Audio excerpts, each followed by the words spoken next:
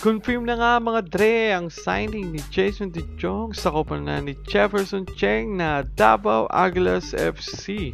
Kahapon ay nag-post na sa Instagram si Jason De Jong na pumipirma ng kontrata para sa Davao Aguilas. Medyo nalungkot ang mga taga-Negros katulad ng magandang dilag na to.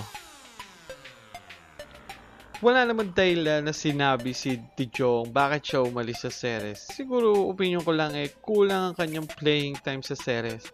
Sa dami pa naman ng magagaling at dekalibreng midfielder ng Ceres katulad ni Marañon, Manuelot at syempre si Stephen Track.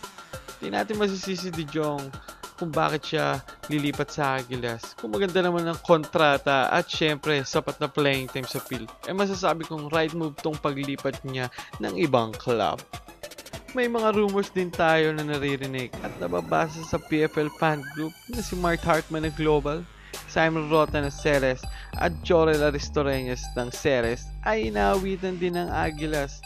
Hopefully matuloy itong signing na ito. Panigurado maraming matutuwang mga Davaoeños na ito kung matutuloy ang move nila sa Aguilas.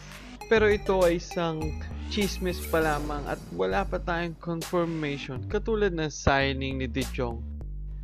Ito na ba ang tatapos sa 5 draw at 5 losses ng Aguilas at makakamit na ba nila ang unang panalo sa Philippine Football League? Dito na po matatapos ang aking review. Kung may mga na-miss kayong highlights ng Philippine Football League, huwag kakalimutan mag-subscribe at share ang video ito. Thank you and bye-bye!